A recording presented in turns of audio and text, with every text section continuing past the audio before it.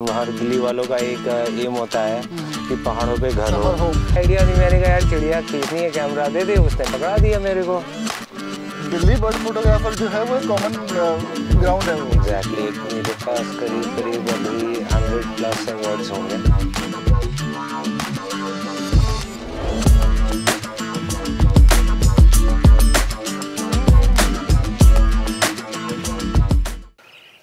नमस्कार, मैं हूं निशांत और स्वागत है आपका वाइल्ड टॉक्स पे। जैसा कि पिछले वीडियो में मैंने आपको प्रॉमिस किया था कि नेक्स्ट टाइम किसी नेक्स्ट सेलिब्रिटी के साथ, तो मेरे साथ हैं आज समीर सचदेवा सर। दिल्ली एनसीआर के शायद सबसे ज़्यादा अवार्डेड बर्ड और वाइल्ड लाइफ फोटोग्राफर हैं ये। Sir welcome to the channel. Thank you Nishant. Sir देखो, हमारे ना 3-4 चीज़ें हैं, मैं आपको स्टार्टिंग से बता के चलता हूँ। पहला तो हम लोग हिंदी में बात करते हैं। बिल्कुल। अंग्रेज़ी का थोड़ा सा हमारा ज्ञान थोड़ा सा कमज़ोर है। ये आवाज़ ठीक आनी चाहिए बस इसकी। तो सर ज़्यादा कुछ नहीं है, बेसिक से सवाल है।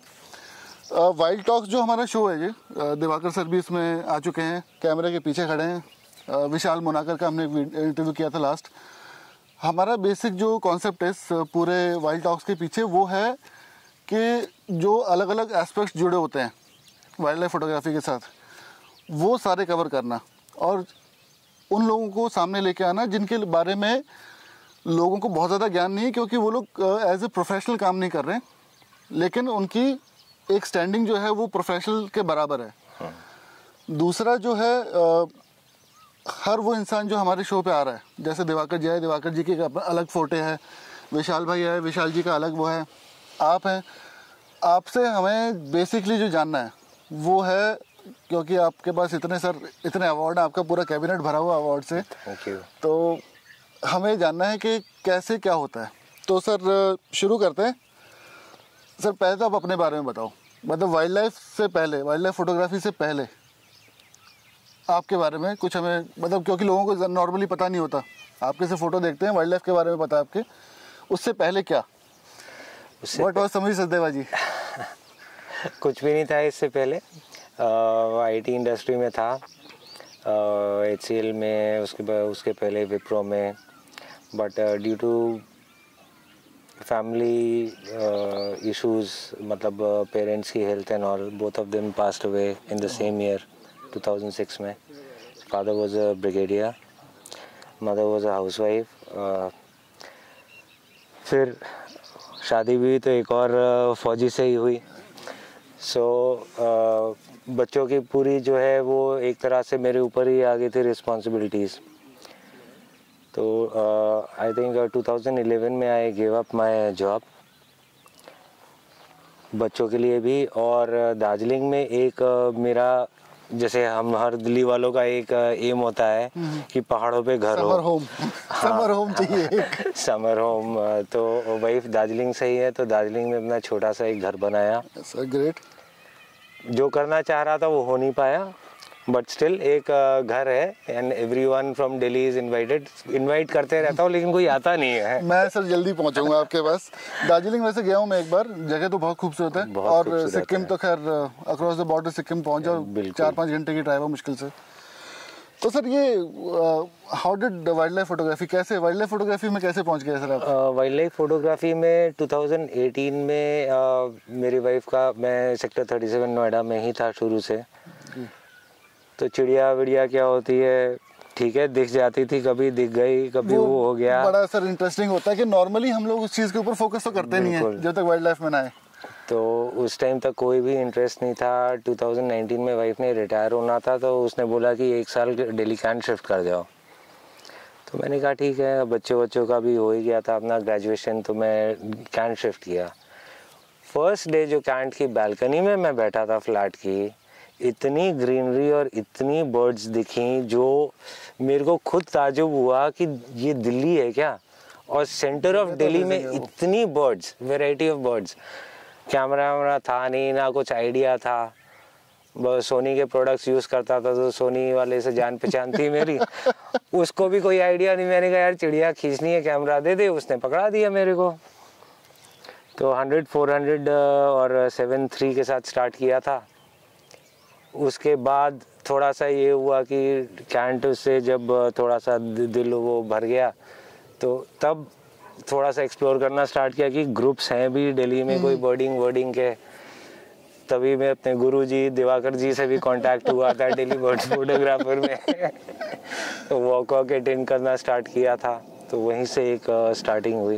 अच्छा, कमाल की चीज़ आप ये देखो कि आप हुए, मैं हुआ, दिवाकर जी हुए, उपेंद्र जी हुए, हम लोग जो एक दूसरे के साथ कनेक्ट हो रहे हैं। दिल्ली बर्ड फोटोग्राफर जो है वो एक कॉमन ग्राउंड है, वो एग्जैक्टली एक प्लेटफॉर्म है। अगर दिल्ली बर्ड फोटोग्राफर नहीं होता तो दिवाकर जी से मैं भी नहीं मिल पाता, कभी उपेंद्र से कभी मुलाकात नहीं होती, आपके फोटोग्राफ्स कभी नहीं दिखता। हालांकि हमारी मुलाकात फील्ड पे हुई है, लेकिन पहली बार हम लोग ऐसे साथ में बर्डिंग या साथ में इस टाइप का कुछ कर रहे हैं। अच्छा सर, मैं ना ये लिख के लेके आया हूँ, टीवी वालों की तरह कार्ड्स नहीं है, लेकिन कई बार ना बंदा भूल जाता है सीक्वेंस क्या रखनी है, तो इसलिए लिख लिए मैंने। सर गियर क्या यूज़ कर रहे हैं आप अभी? अभी मैं सोनी का A92 और 200-600। तो सर मतलब जैसे मैं निकॉन वाला हूँ, दिवाकर जी तो निकॉन और कैनन दोनों पे ही चलते हैं। सोनी क्योंकि मार्केट में थोड़ा नया है, लोगों को अभी, हालांकि काफ़ी लोग शिफ्ट हो गए हैं सोनी पे निकॉन, क्योंकि बहुत लेट हो गया था मेरे लिए लाने में ढंग का। तो सोनी के बारे में आपकी क्या सलाह, मतलब राय क्या है? क्योंकि 7.3 भी आपने यूज़ किया, अभी आप 9.2 यूज़ कर रहे हो, क्या है इसका फीडबैक कैसा है आपका?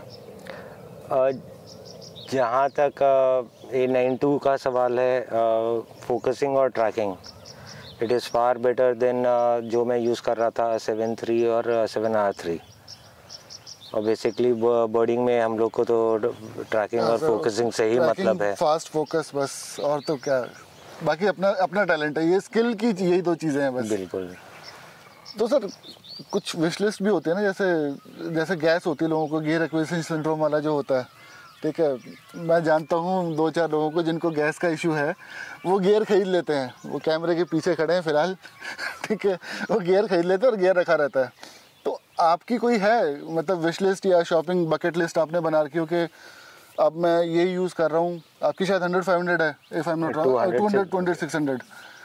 तो कुछ आगे एक्सपेंशन का प्लान, बकेट लिस्ट कुछ हो कि अब ये खरीदना है, ये भी लेना है, ताकि और बेटर हो जाए? देखिए ऑप्शंस तो दो हैं ही हैं, एक तो सोनी का A1 आया है और Z9, निकॉन का Z9 भी बहुत अच्छा है। बहुत अच्छा है सर, वीडियो Z9 पे शूट हो रही है आज, ये फॉर चेंज नॉर्मली हम लोग आईफोन पे करते थे, ये वाला Z9 पे हो रहा है। हाँ, तो है ऑप्शंस, देखिए आगे अगर कुछ प्लान होता है तो सर अदरवाइज बट एक्सपेंसिव भी तो इतना है नहीं, ऐसा कुछ नहीं है।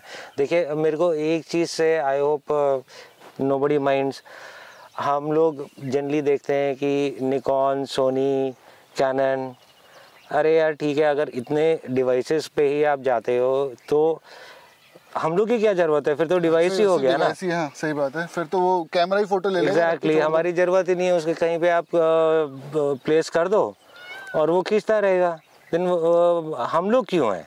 मेरा कहने का केवल ये मतलब है कि नॉर्मल एक इंसान जो है, एक जो फोटोग्राफर भी नहीं है, एक लेमैन जो है, उसे मतलब होता है केवल इमेज से।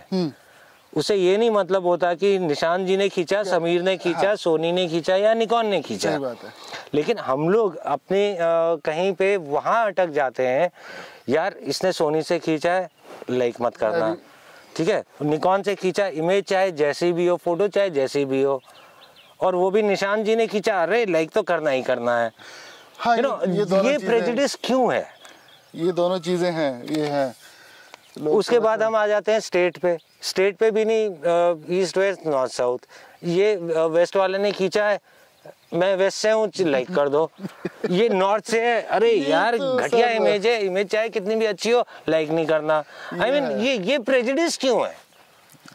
ये है सर, थोड़ा सा मतलब आई थिंक अभी थोड़ा सा वाइल्ड लाइफ नया है मेरे हिसाब से, लोगों में अभी एक वो सेंस ऑफ कनेक्ट जो होता है ना, जो वेस्ट में जो है, वेस्ट में मेरा सेंस है यूरोप में, अमेरिका में जो कनेक्ट है वाइल्ड लाइफ फोटोग्राफर्स के साथ में, वाइल्ड लाइफ फोटोग्राफी के साथ, इंडिया में वो कनेक्ट अभी नहीं है।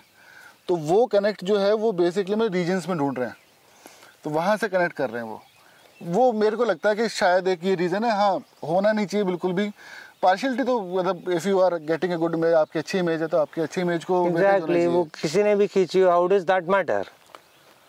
ये सर लंबा टॉपिक है। बहुत लंबा टॉपिक बहुत लंबा है, जिसका आई डोंट थिंक कि कोई सॉल्यूशन भी है किसी के पास। सॉल्यूशन आएगा सर, इसका सॉल्यूशन धीरे धीरे, जैसे मतलब इस सीरीज का पूरे का रीज़न क्या है, इसका रीज़न यही है सर कि हम लोग जो स्पेशली जो इस साइड में हैं, नॉर्थ इंडिया में या सेंट्रल इंडिया में जो हम लोग हैं, हम लोग अभी अपने एरिया को उस हिसाब से एक्सप्लोर नहीं कर पाए, और हम लोगों को उस हिसाब से दिखा भी नहीं पा रहे हैं कि ठीक है ईस्ट में बहुत अच्छी वाइल्ड लाइफ है, साउथ में बहुत अच्छी वाइल्ड लाइफ है, टाइगर्स वाइगर्स ठीक है, सब कुछ है, बट बर्ड लाइफ या बाकी सारी चीज़ें जो है नॉर्थ में बहुत शानदार है। वो लोगों को ये भी पता लगेगा जब हम दिखाएंगे। बिल्कुल। और जब तक वो लोग जो कर रहे हैं वो सामने नहीं आएंगे, जब तक मज़ा नहीं आएगा।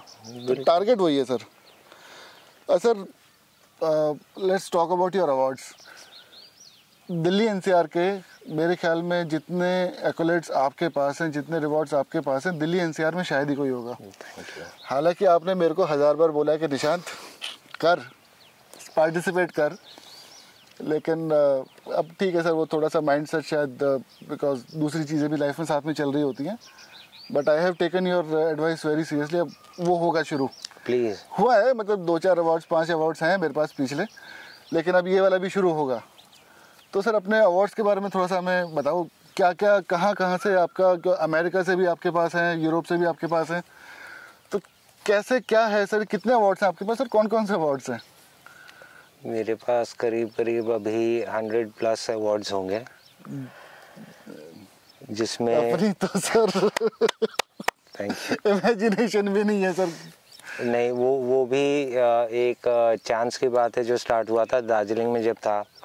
तो एक काफ़ी सीनियर जज हैं, शायद अभी उनकी प्रमोशन भी होने वाली है झारखंड से, क्रांति प्रसाद जी, नाम सुना है सर मैंने। उनसे मेरा कांटेक्ट हुआ था।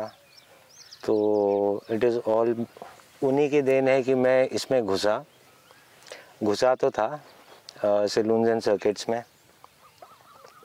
एम कुछ भी नहीं था, बस यही जानना चाह रहा था कि मतलब कि मैं कुछ हूँ भी या नहीं, अपना क्या पोटेंशियल है। क्योंकि आप सोशल मीडिया पे आप डालते हैं तो ज़्यादातर तो आपके फैमिली वाले और फ्रेंड्स ही होते हैं जो लाइक कर देते हैं, तो उससे एक पता नहीं चलता कि कुछ है भी या नहीं है, सही रास्ते पे आप चल रहे हैं नहीं चल रहे हैं, वो किस हिसाब से आपका बिल्कुल अपनी क्वालिटीज के बारे में जो एक तो सर वो ना सही क्रिटिसिज्म नहीं मिलता, नहीं मिलता, बिल्कुल नहीं मिलता। फेसबुक पे इंस्टा पे किसी को बोलो ना मेरी फोटो क्रिटिक कर दे, तो वो ऐसे मतलब वियर्ड सी चीजें आती हैं, वो मजा भी नहीं आता उस चीज में। तो वो जब तक आप प्रॉपर कॉम्पिटिशन्स में, सलून्स में, सर्किट्स में ना जाओ, जब तक आपको अपनी कैपेबिलिटी के बारे में आइडिया नहीं आता। तो वैसे ही स्टार्ट हुआ था। तो शुरू में जो 4-5 इनिशियल जो डाले थे उसमें एक एक्सेप्टेंस भी नहीं आई थी, तो खुंदक भी बड़ी आई थी।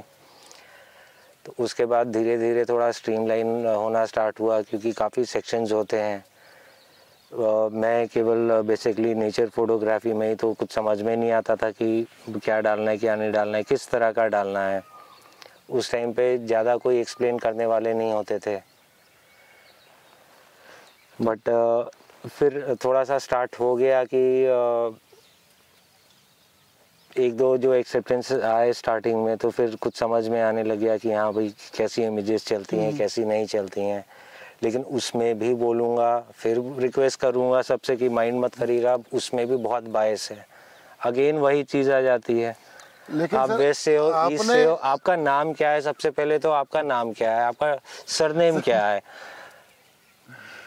तो लेकिन सर आपने ना उस चीज़ को ब्रेक तो किया आपने, बहुत टाइम लगा। और एक आफ्टर अबाउट 6 और 8 मंथ्स ऑफ पार्टिसिपेशन, जब मेरी एफिप की फर्स्ट डिस्टिंक्शन हो गई थी, तो इतना एक टाइप से हेट्रेड हो गई थी पार्टिसिपेशन के लिए, और छोड़ भी दिया था। फिर 5-6 महीने बिल्कुल पार्टिसिपेट नहीं किया था।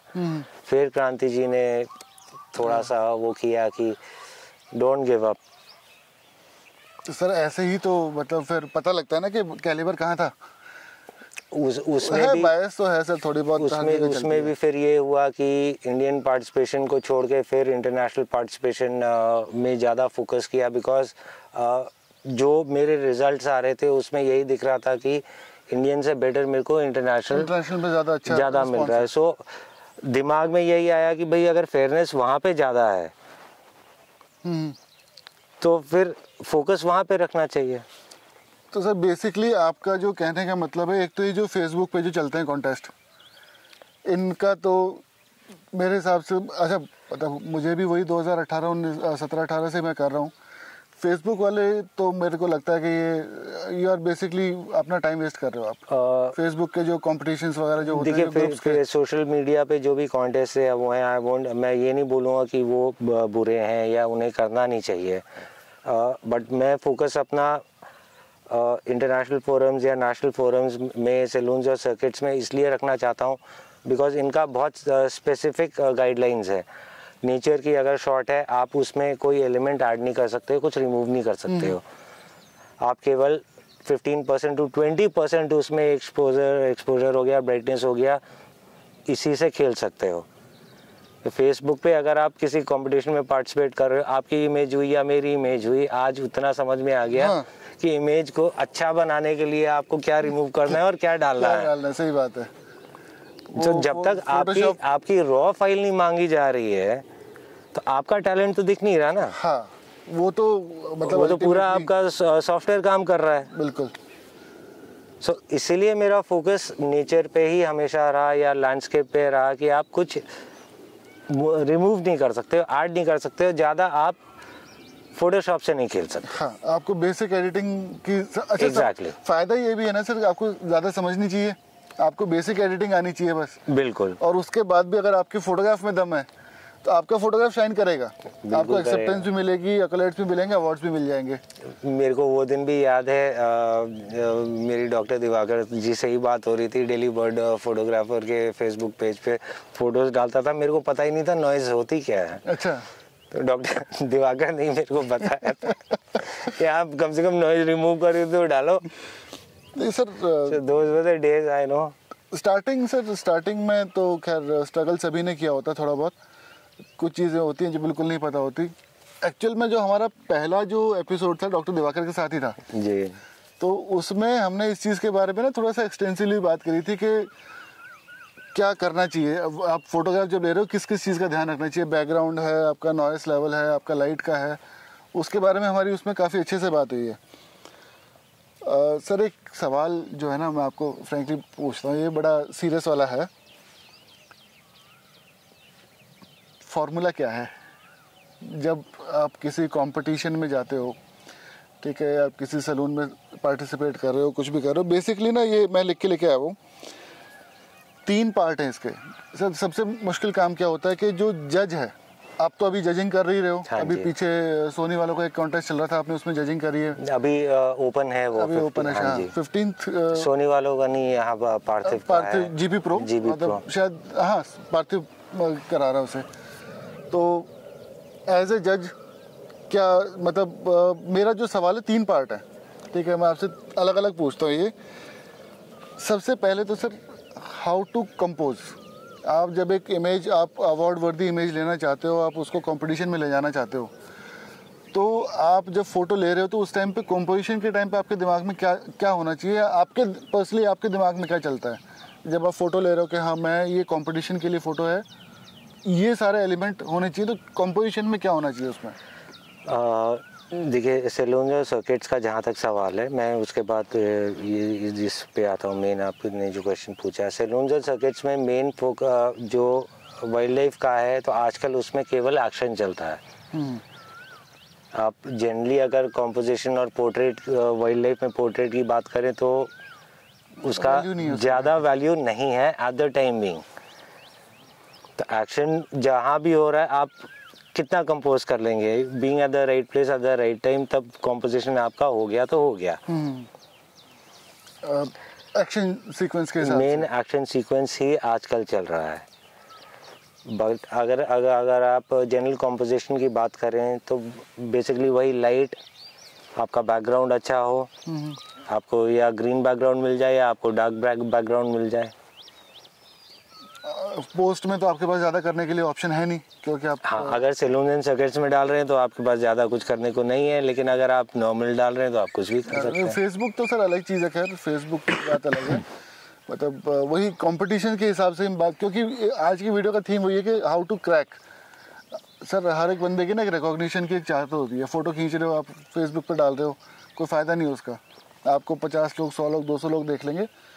असली मज़ा जब ये जब आपको आपकी अवार्ड मिले, कोई आपको उस चीज़ का नतीजा दिखाई दे कि हाँ। मेन उसका एक ही फिर फंडा बोलूँगा मैं, दिल्ली वाला हूँ तो फंडा ही होगा कि शार्प हो और फोकस में, शार्प में हो, फोकस में हो और एक्शन हो। एक्शन हो, कुछ भी एक्शन हो, फ्लाइंग शॉट का ही एक्शन हो। तो सर जब एडिट करते हो, ये दूसरा पार्ट है इस सवाल का, जब आप एडिट कर रहे हो इमेज को, तो उस टाइम पे किस किस चीज़ का ध्यान रखना है? जब आप एक कंपटीशन में पार्टिसिपेट करने की सोच रहे हो, तो एडिटिंग वाला जो पार्ट है उसमें क्या प्रिकॉशंस होने चाहिए, क्या ध्यान रखने वाली चीज़ें हैं? एडिटिंग में मेनली जो फर्स्ट एंड फॉरमोस्ट है वो कि आप जब नॉइज़ रिमूव कर रहे हो तो आपकी शार्पनेस भी मार्जिनली उसी के साथ बनी रहे, सॉफ्ट ना हो फोटो, ज़्यादा सॉफ्ट ना हो, बिकॉज अगर वो डिटेल्स चली गई तो फिर कोई वैल्यू ही नहीं है इमेज का। ठीक है सर। एक वो है, दूसरा है क्रॉपिंग। अब इसमें भी बहुत सारी चीज़ें, जब मैंने स्टार्ट किया था तो सैलून सर्किट्स वाले ही मेंबर्स ने मेरे को बोला कि आप ऐसे क्रॉप कर लो, आप वैसे क्रॉप कर लो। तो मैंने उनकी बात भी मानते हुए किया है कि तब भी एक्सेप्टेंस नहीं आई। एंड में शॉट तो मैंने खींची, और मैंने क्यों खींची, बिकॉज मैं वो अपना पॉइंट ऑफ व्यू जो देख रहा था मैंने उस एंगल से खींची। हाँ। तो जो क्रॉप मैं करूँगा वो मैं अपने ही पॉइंट ऑफ व्यू से करूँगा कि मैं दिखाना क्या चाह रहा हूँ। सही बात है। इफ आई वांट टू, मतलब अगर मेरे को एक फिश और डार्टर का एक्शन ही दिखाना है या उसकी टंग दिखानी है तो मेरे को क्रॉप उतना ही करना चाहिए। बिल्कुल सही बात है सर। मैं उसमें कॉम्पोजिशन बना के मैं ब्लैंक स्पेस क्यों छोड़ूं कि लोग ब्लैंक स्पेस को देखें और एक्शन को ना देखें। तो इसमें सर कुछ क्रॉप का वो भी होता है कि कितना परसेंट क्रॉप, मतलब आपका जो है वो जो सामने जो जजेस हैं जो देख रहे हैं वहाँ पे, वो कुछ देखते हैं, क्योंकि रॉ फाइल तो मंगाते ही हैं वो, तो बिल्कुल मंगवाते हैं। उसमें देखते हैं कि कितना परसेंट क्रॉप हो रखा है। जैसे कई लोग होते हैं बड़े हैवी क्रॉपर होते हैं, आपको मतलब एक्शन को क्लोज लाने के लिए उन्होंने 40%, 50%, 60% क्रॉप मार दिया, करना ही पड़ता है, तो वो चल जाता है उसके अंदर। बिकॉज जो डिजिटल कॉम्पिटिशन्स ज़्यादातर डिजिटली होते हैं उसमें स्पेसिफाइड ही है 1620 बाय 1080। तो आपका फ्रेम उससे बड़ा नहीं होना चाहिए जी। तो अगर आप कोई भी इमेज क्रॉप करें, आप तो जानते ही होंगे 1620 बाई 1080 में आराम से आ ही जाता है। हाँ, आ ही जाएगा सर। तो वो जो जैसे नॉर्मली जैसे निकॉन वगैरह के होते हैं, कैनन, सोनी के जो कॉम्पिटिशन्स होते हैं ईयरली वाले, उनमें उनका जो एक क्राइटेरिया है कि image should not be cropped more than 25%। मतलब वो लोग उसको उसके बाद ना वो आप करके भेज तो देते हो, लेकिन उसको वो लोग कंसिडर ही नहीं करते। हाँ जी, क्योंकि हैवी क्रॉप है। उसमें फिर कॉम्पोजिशन आपका पूरा इट कम्स इनटू प्ले।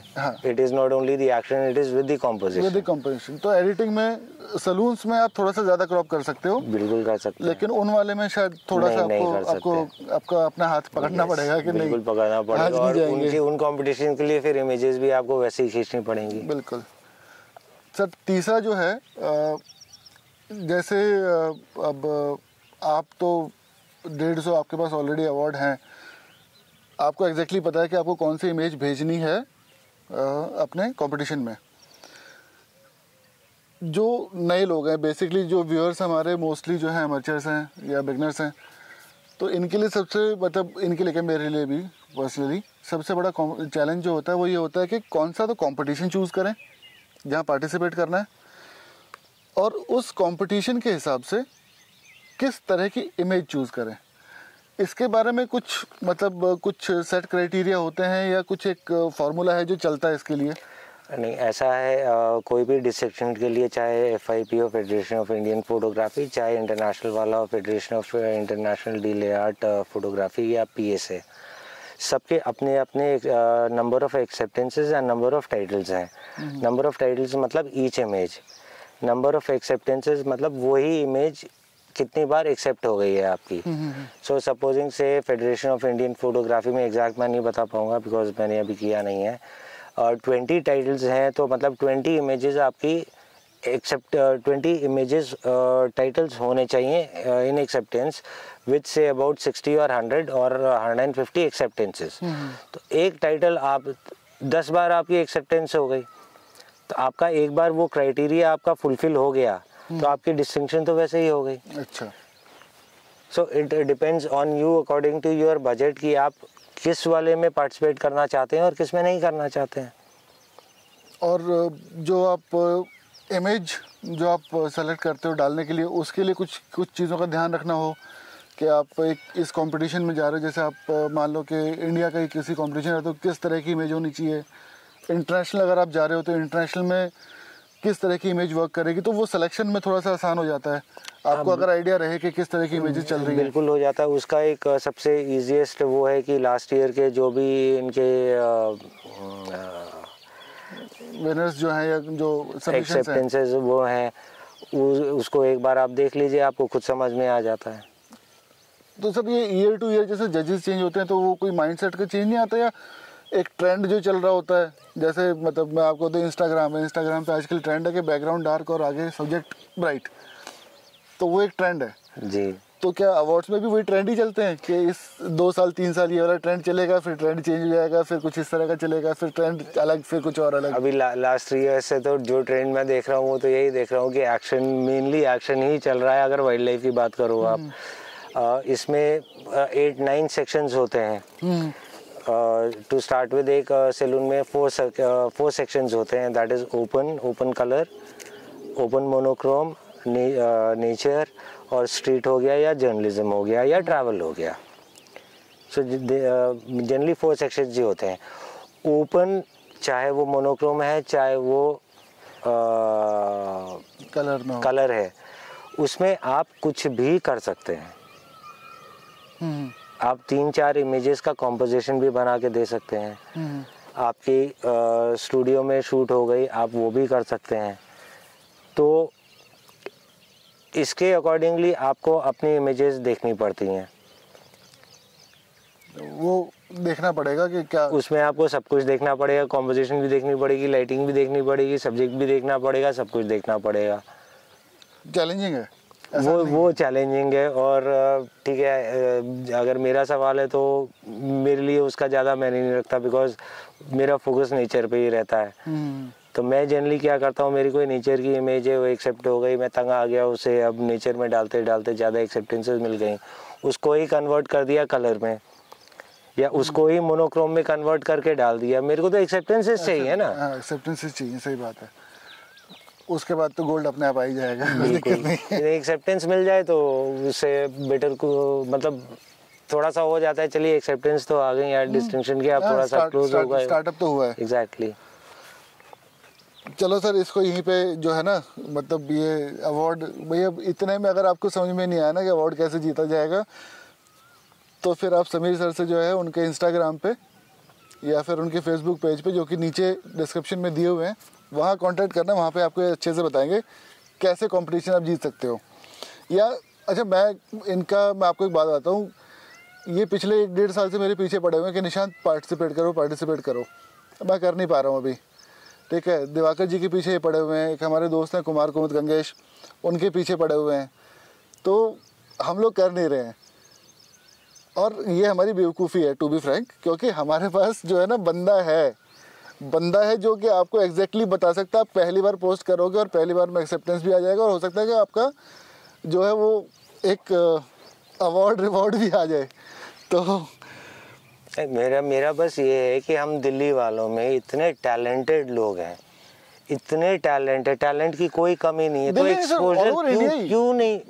मैं दिल्ली वाला हूँ, मैं दिल्ली की बात करूँगा, प्लीज माइंड मत करना। मैं क्यों माइंड करूँगा। और मैं चाहता हूँ कि हमारे दिल्ली वाले भी आए ऊपर, क्यों नहीं आए सर? ये तो बिल्कुल जो ये जितने भी आप बता रहे हैं सलून्स और सर्किट्स वगैरह में, इसमें मैंने देखा कि नॉर्मली जो पार्टिसिपेशंस हैं वो ईस्ट से बहुत ज़्यादा हैं। एग्जैक्टली, बिल्कुल बहुत ज़्यादा है। दिल्ली एनसीआर से या फिर नॉर्दर्न साइड से पार्टिसिपेशंस बहुत कम है। शायद एक चंडीगढ़ से हमारे हैं, चंडीगढ़ या मोहाली से हैं, गगन जी, शायद डॉक्टर गगन जी इतना अच्छा कर रहे थे, उन्होंने भी देख रहा हूँ कि उन्होंने भी बंद कर दिया। आपके माध्यम से उनसे भी रिक्वेस्ट करूंगा, गगन जी प्लीज कम बैक।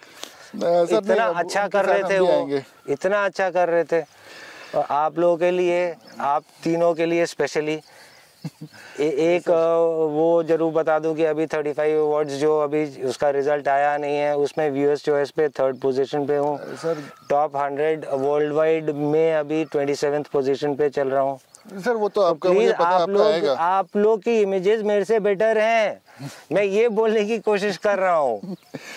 तो सर अभी जितना जो मतलब हमारे जो एरिया में नॉर्थ इंडिया की अगर मैं बात करूँ, अमेजिंग फोटोग्राफर्स हैं यहाँ पे, बिल्कुल हैं, ठीक है, लेकिन शायद अभी हम लोग उतने सीरियस नहीं हुए जितने आप सीरियस हो गए हो अवार्ड्स को लेकर। हम है सर, ड्रॉबैक है हमारे साथ में, अभी हम लोग सीरियस नहीं हो पा रहे। लेकिन हाँ, अब आज आपसे पूरा ज्ञान लूँगा इस इंटरव्यू के बाद में, तो ये इसी महीने से शुरू हो जाएगा।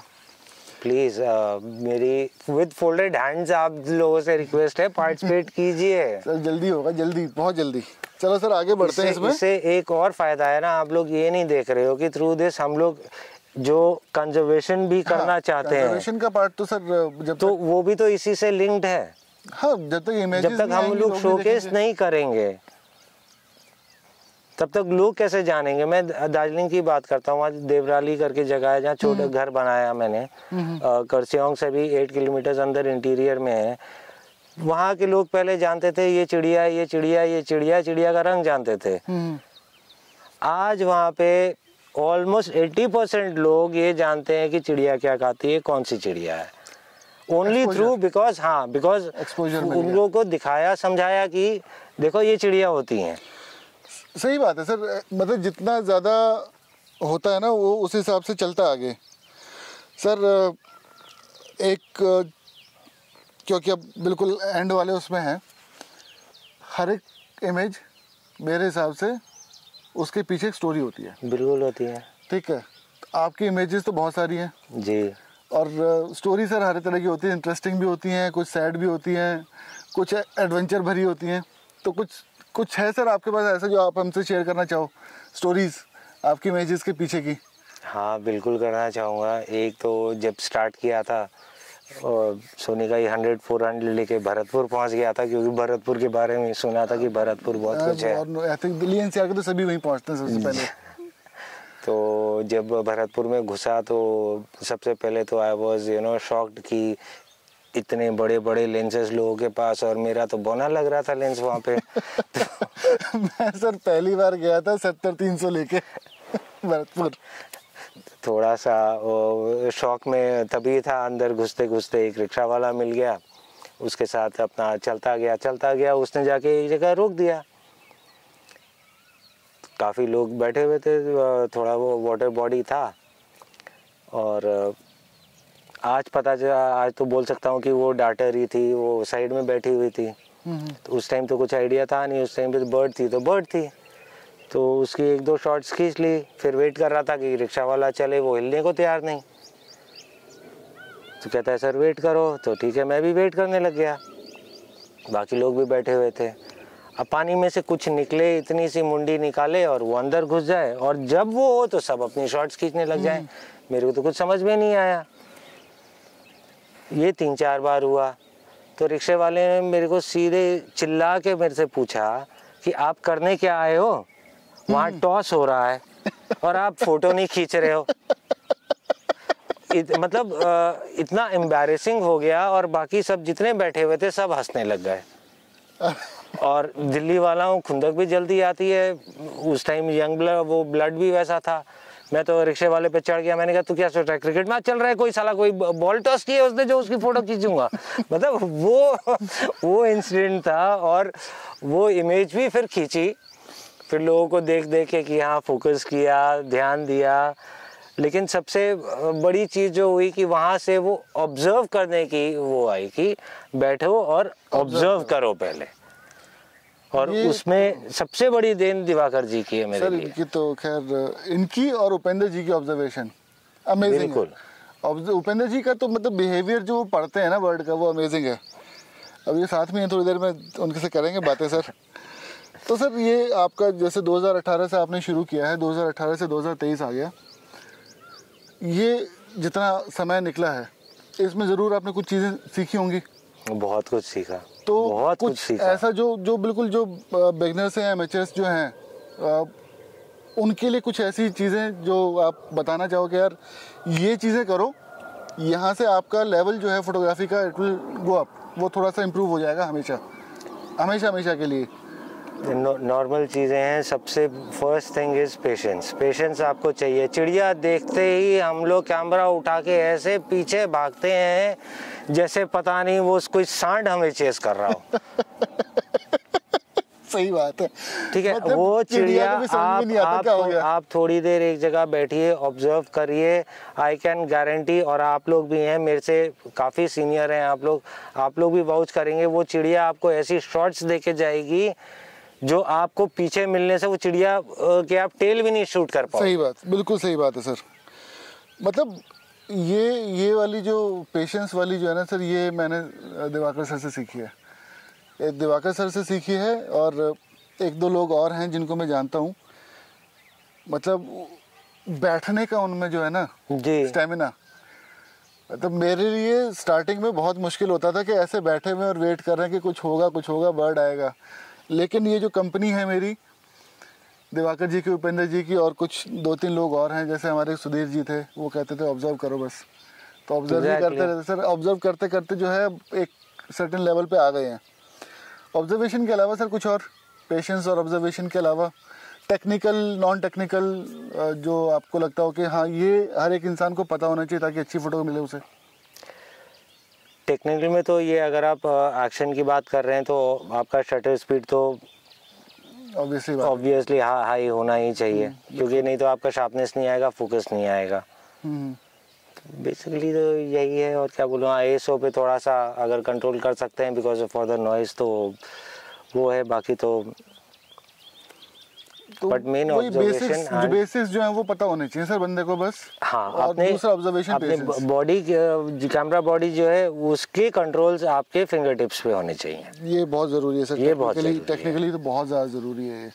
वो नहीं है तो, क्योंकि स्टार्टिंग में मेरे को भी आइडिया नहीं था कि ये सब चीज़ें भी काउंट करती हैं, लेकिन जब शॉट्स मिस होने लग गई तब समझ में आया कि लोग ये बोलते क्यों हैं। सही बात है sir. Thank you so much, आप हमारे साथ जुड़े, और ऑब्वियसली बात है, मुझे पूरा भरोसा है कि जो लोग हमारे देखेंगे ना, they will get a lot of things out of this. उनको ना बहुत कुछ मिलेगा जो वो सीख के जाएंगे। आज इस जब भी ये वीडियो देखेंगे कुछ ना कुछ ज़रूर सीखेंगे।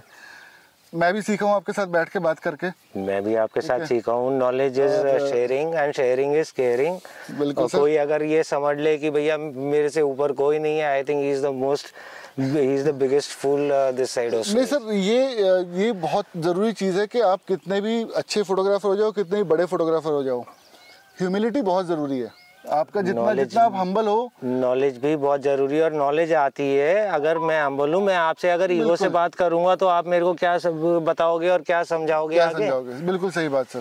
तो मैं हम्बल होना बहुत ज़रूरी है, और सर को देख रहे हो 150 अवार्ड है, और मेरे जैसे बंदे के साथ बैठ के इंटरव्यू कर रहे हैं, तो सर ये कितने हम्बल हैं सर। नहीं मतलब मैं आपके काम का ना, मतलब उर्दू में कहते हैं मुरीद। आई एम ऑनर्ड निशान जी, आपने ये बात बोली नहीं, बट आप लोगों की फोटोग्राफी के कंपैरिजन तो मेरा कुछ नहीं है। नहीं सर, ऐसा कुछ नहीं है, सीखता आप ही लोगों से हूँ सर। अभी चलते हैं अंदर मांगर बनी में, और उसके बाद करेंगे, और तो यहीं रैप अप करते हैं इसको, वीडियो को। And thank you so much आपके देखने का। समीर सर का इंस्टाग्राम और समीर सर का फेसबुक का लिंक दोनों जो है नीचे डिस्क्रिप्शन में है।